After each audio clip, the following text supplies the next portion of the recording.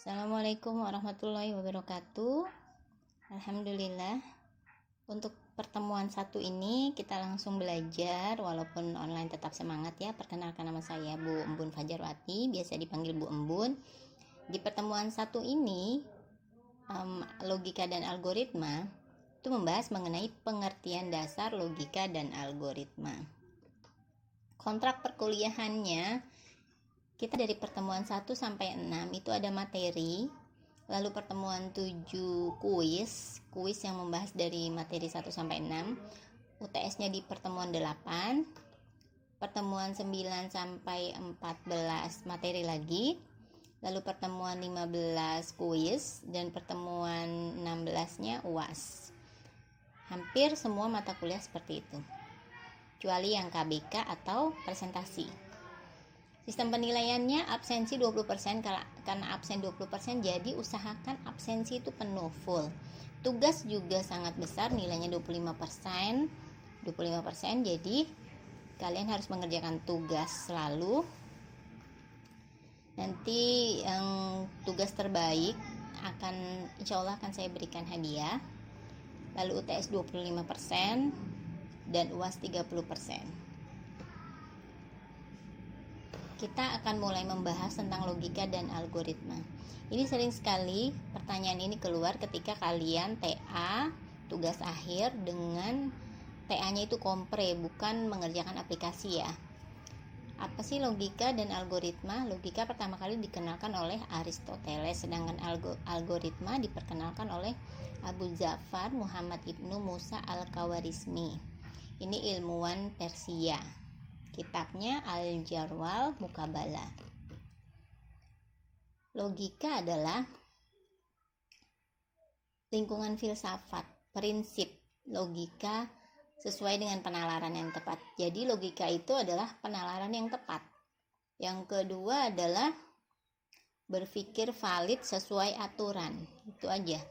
Logika itu penalaran yang tepat. Yang kedua berpikir valid. Tadi penalaran yang tepat dikutip oleh Rahmat, dan aturan yang berlaku, berpikir valid sesuai aturan yang berlaku, dikutip oleh Mustafa. Definisi algoritma, tadi logika sudah, sekarang algoritma. Algoritma ini adalah urutan langkah atau deretan instruksi, atau juga sekumpulan instruksi yang jumlahnya terbatas. Jadi itu definisi logika dan algoritma. Tahap penyelesaian masalah, kalau kalian punya masalah, misalkan masalah ingin mendaftar sebagai mahasiswa baru atau masalah ingin memasak air, itu termasuk masalah ya. Maksudnya tahapannya yang pertama mendapatkan masalah. Masalah ini contohnya ingin mendaftar sebagai mahasiswa baru Universitas Bina Sarana Informatika. Lalu yang kedua, masalah ini nanti dimodelkan. Setelah dimodelkan, lalu dipikirkan algoritmanya bagaimana.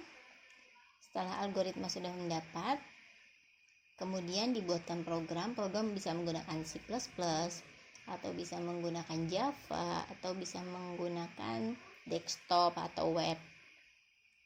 Itu tergantung dari keahlian kalian. Nah, ini fasenya masih analisis. Lalu setelah program nanti akan di-running atau eksekusi, kemudian akan mendapatkan hasil. Hasil ini didapatkan setelah di-input ada datanya. Di database nanti akan diinput. Itu tahapan penyelesaian masalah. Contoh algoritma, bagaimana dapat kuliah di suatu perguruan tinggi tadi ya, ingin mendaftar di suatu perguruan tinggi dan menjadi mahasiswa.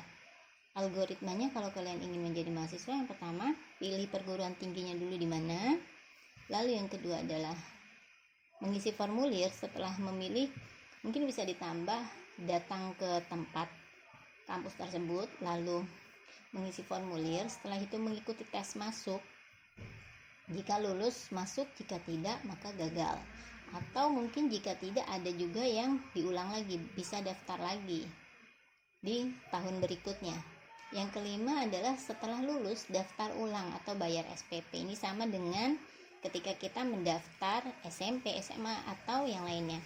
Yang keenam adalah mengambil KTM ini jika sudah jadi ya, kartu tanda mahasiswa. Kemudian selesai. Ini adalah algoritma yang baik karena sesuai urutan langkah. Membuat algoritma jangan seperti ini, misalkan mengisi formulir pendaftaran lalu langsung mendaftar ulang padahal belum mengikuti tes masuk, atau mengisi formulir pendaftaran, mengambil KTM baru ikut tes masuk. Tidak ada yang seperti itu ya. Jadi sesuai algoritma proses bisnis di perguruan tinggi tersebut. Contoh algoritma 2. Yang pertama, ada juga yang langsung tidak mengisi formulir, bukan tidak mengisi formulir tapi ikut tes dulu. Ini seperti di perguruan tinggi negeri. Ikut tes dulu, lalu memilih perguruan tingginya yang mana. Lalu setelah tes masuk baru isi formulir pendaftaran. Lalu juga membayar SPP. Ada nggak sih yang perguruan tinggi yang mengikuti tes masuk dulu?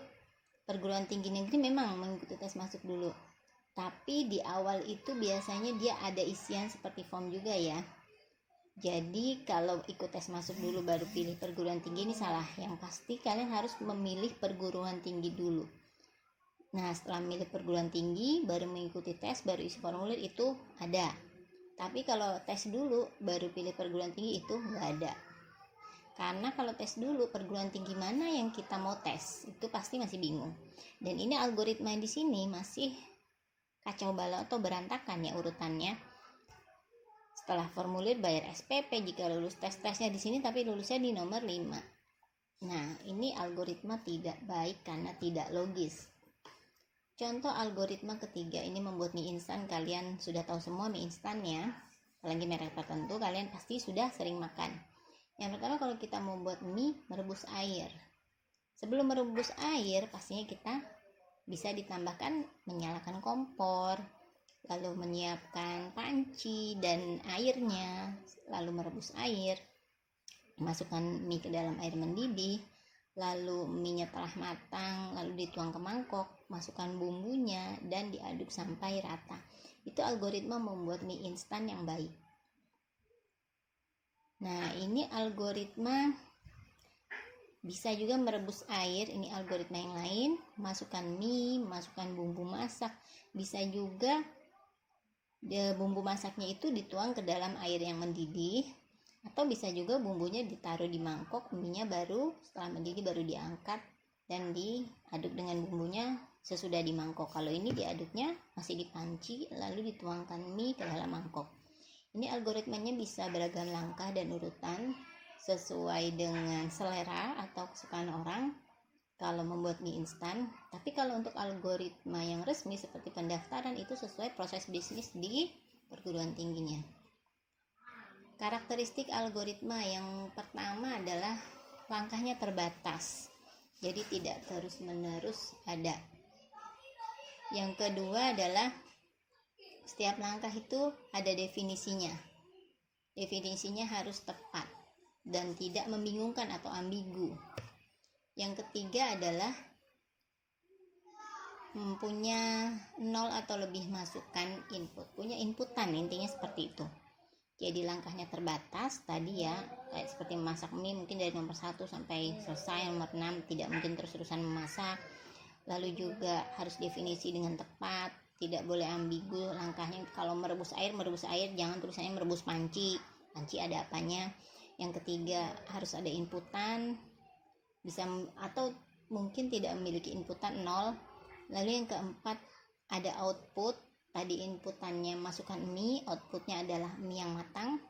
Yang kelima adalah efektif. Efektif itu apa? Harus sederhana, tidak terlalu rumit dalam logika atau akalnya. Algoritma, bagaimana cara menuliskan algoritma? Tidak ada standarnya.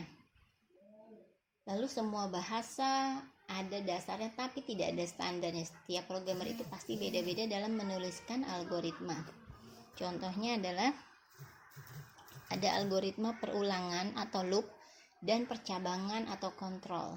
Kalau loop ini biasanya diawali dengan for while, dan control flow biasanya diawali dengan if dan tengah-tengah ada else.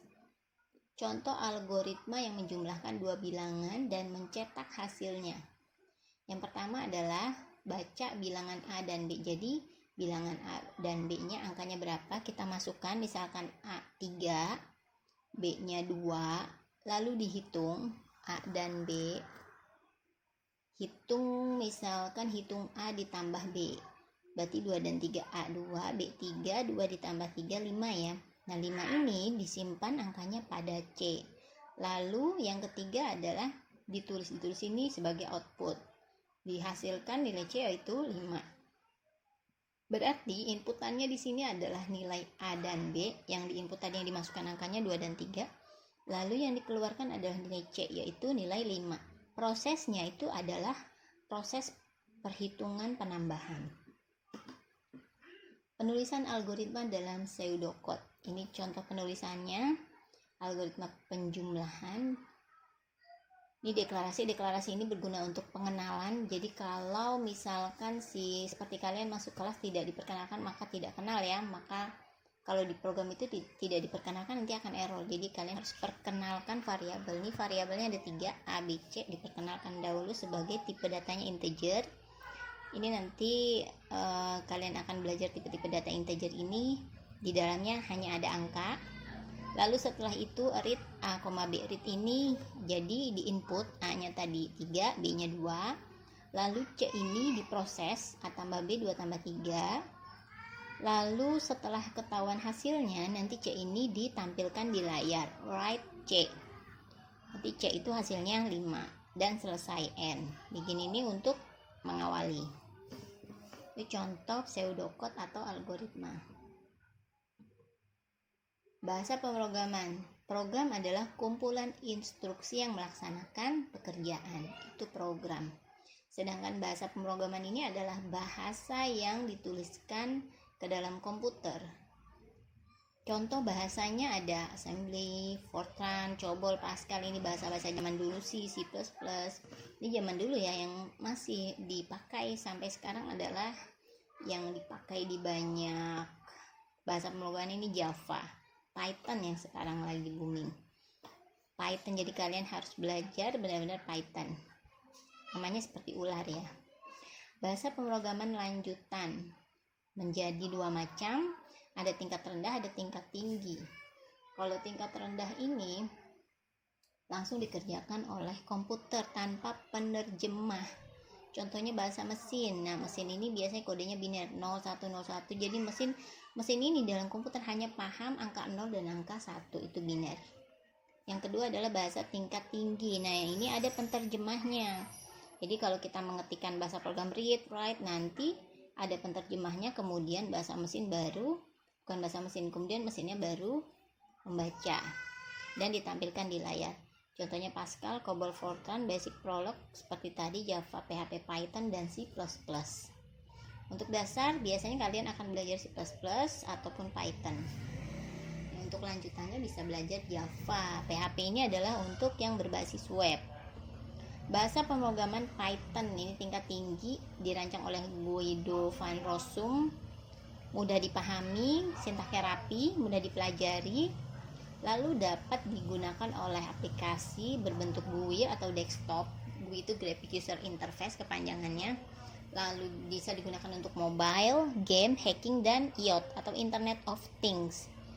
Python dianjurkan untuk pemula yang belum pernah coding.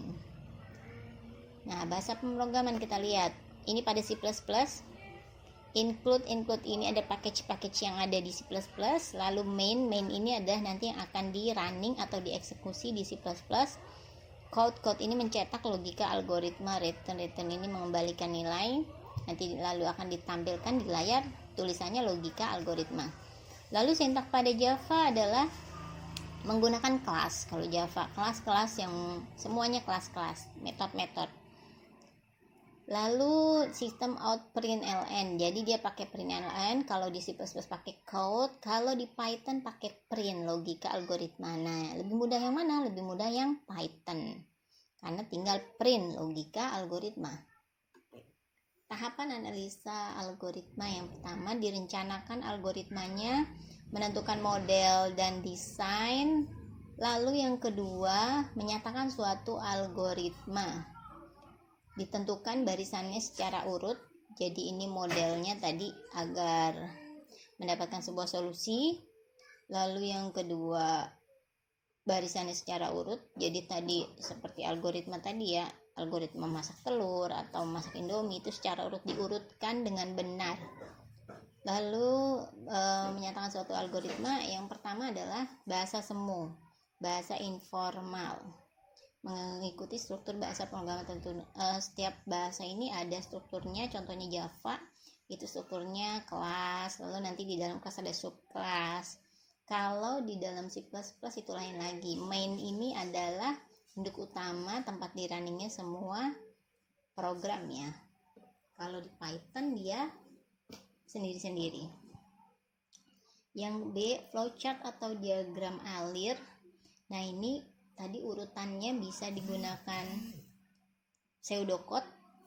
Yang lebih mudah ini pakai flowchart, pakai diagram alir. Nah diagram alir ini nanti akan kalian gambarkan dengan simbol-simbol. Itu bisa digambarkan misalkan mulai, lalu merebus air, memasukkan mie, itu dengan simbol-simbol dengan tanda panah, jadi lebih mudah dipahami. Tujuan pseudocode adalah lebih mudah dibaca, lebih mudah dipahami, lebih mudah menuangkan ide atau hasil pemikiran. Itu tujuannya. Contohnya untuk menghitung luas segitiga yang pertama, masukkan nilai alas. Kalau ini kan digambar, kalau ini pseudocode ini dengan kalimat saja. Masukkan nilai alas, masukkan nilai tinggi, ini menghitung luas segitiga ya. Lalu rumusnya alas kali tinggi dibagi 2, lalu tinggal dicetak. Jadi ada input, ada proses di yang C, ada output dicetak D. Bagaimana validitas suatu algoritma? Nah, kevalitannya didapatkan solusi sebagai penyelesaian dari masalah. Jadi kevalitannya kalian cek satu-satu apakah nilainya sudah betul, inputannya sudah betul, dan outputnya sudah betul. Dicek lagi. Yang keempat, menganalisanya adalah waktu tempuh ini ketika kalian running programnya itu apakah lemot atau tidak. Kalau lemot berarti arraynya, loopingnya terlalu banyak. Yang kelima adalah bagaimana cara menguji program. Menguji program ada 2 tahap, ada debug, ada profiling. Debug ini nanti akan mencari kesalahan, sedangkan profiling akan menampilkan keluaran. Fase debug. Nah, ini koreksi tadi kesalahannya. Profiling adalah jika debug sudah terlewati. Nah, profiling ini akan menampilkan hasilnya.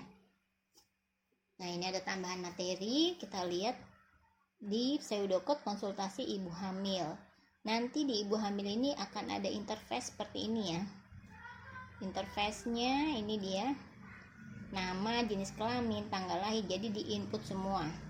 Pseudocode-nya buka menu konsultasi, jadi menunya dibuka dulu sampai keluar ini layar konsultasi. Lalu input nama pengguna, input jenis kelamin, input tanggal lahir, input alamat, input pekerjaan, input nomor telepon, lalu di klik proses. Boleh ditambahkan lalu diproses. Nah, seperti itu ya. Nanti boleh juga ditambahkan keluarannya, yaitu output dari nama, jenis kelamin, tanggal lahir, atau keluarannya adalah dari konsultasi si pasien tersebut. Nah, sudah selesai. Kalian latihan soal. Ada 5 pilihan ganda.